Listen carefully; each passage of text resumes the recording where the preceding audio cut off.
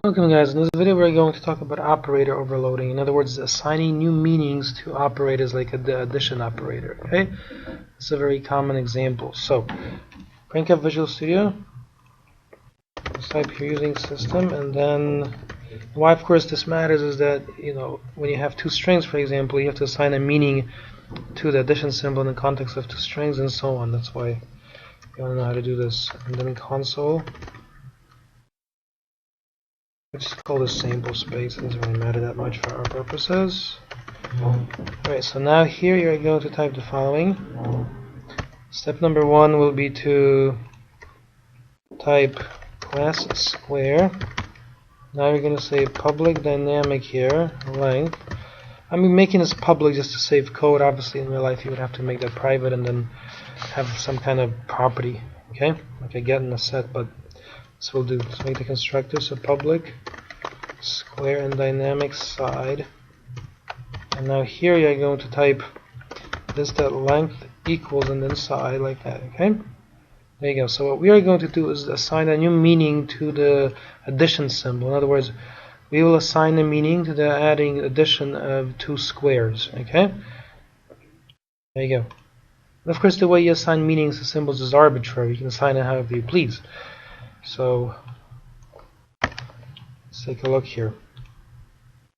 Now within the body here of class square, we're going to type public static square. So we're going to return a square. Then you're going to type the word operator, and then put the symbol that we are overloading. And to overload simply means to assign a new meaning to. Alright, so now this, first of all, this will operate on two squares. Okay. And this will return a new square. So you're going to say return and then new square, and the length of the sides of the new square will be the following. You're going to take sqr1 length and add to it sqr2 length. Okay, so I'm deciding to define the addition of two squares as the addition of the sides of the squares to get a new square. Okay. It's arbitrary, but it's a place to go.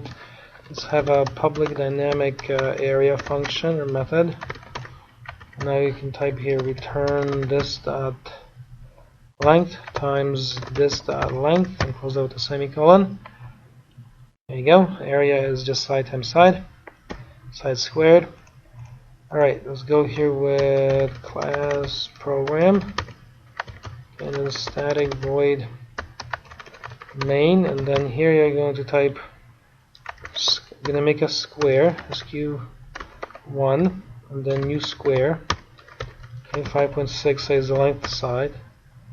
And now you're going to make another square, sqr2, and you're going to make a new square here.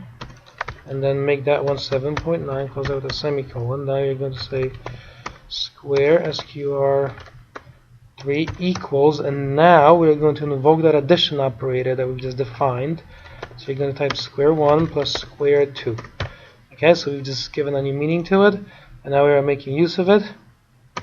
Now we can say console.writeLine, and then the new square has length, put a placeholder in there, and area, and put a placeholder in that one, comma, and now you can say square 3 dot length and then square 3 dot area, close out with a semicolon. There you go. So let's delete that. Okay, there you go. So this is our code. It's relatively simple. So remember, using system, this is a namespace, sample space, class square. You have a public field called length. Okay, you can set this quantity when you call the constructor. You have a public static, so remember it's a class level square operator plus, okay, and it takes two squares and it returns a new square, which is defined in terms of square 1 take the length and then add to that the length of square 2. There you go. And that is then how we are defining this operator. In other words, the addition of two squares is defined this way, okay, as the addition of the sides of the squares. And we have an area method. And let's take a look here now. So let's give it a build.